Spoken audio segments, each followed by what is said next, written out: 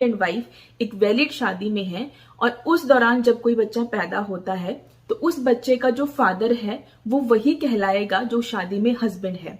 भले ही जो वाइफ है उसके एक्स्ट्रा मैरिटल अफेयर्स चल रहे हो, भले ही जो वाइफ है वो किसी और पर्सन के साथ जो है वो फिजिकल रिलेशनशिप में भी क्यों ना हो, और भले ही हो सकता है कि उस वाइफ को ये चीज पता हो कि जो मेरा बच्चा है वो जो थर्ड पर्सन है जिसके साथ उसके एक्स्ट्रा मैरिटल अफेयर्स चल रहे थे उसका बच्चा है, लेकिन स्टिल उस बच्चे का जो फादर है वो वही कहलाएगा जो उस वैलिड शादी में एक हस्बैंड का रोल प्ले कर रहा है। मतलब कि हस्बैंड एंड वाइफ की तरह आप रह रहे हो तो ये माना जाएगा कि जो बच्चा पैदा हो रहा है वो उन्हीं हस्बैंड एंड वाइफ का है, तो उस बच्चे का जो फादर है वो वही हस्बैंड है जो एक हस्बैंड की तरह उस शादी में रह रहा है। अब आपको थोड़ा सा ये लग सकता है कि ये कैसा लॉ है, ये तो बहुत अटपटी चीज है,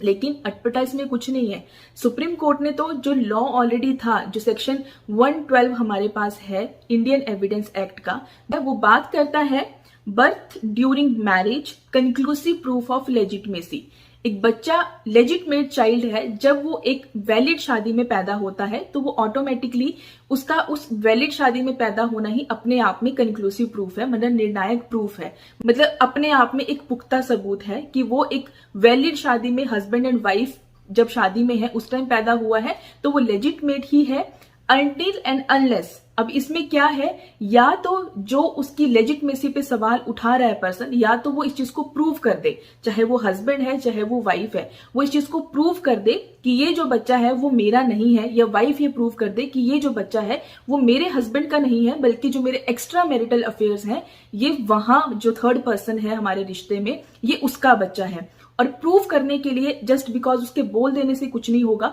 ये प्रूव करना पड़ेगा कि जिस टाइम पे बच्चा कंसीव किया है उस टाइम जो दोनों पार्टीज हैं हस्बैंड एंड वाइफ हैं वो दोनों एक दूसरे के साथ फिजिकल रिलेशनशिप में नहीं थे, दोनों के पास एक दूसरे का एक्सेस नहीं था। बोलने का मतलब ये है कि ऐसे सर्कमस्टांसेस थे कि पॉसिबल ही नहीं है कि हस्बैंड एंड वाइफ जो है वो एक हस्बैंड एंड वाइफ के रिलेशनशिप में हो, अदरवाइज उस बच्चे की लेजिट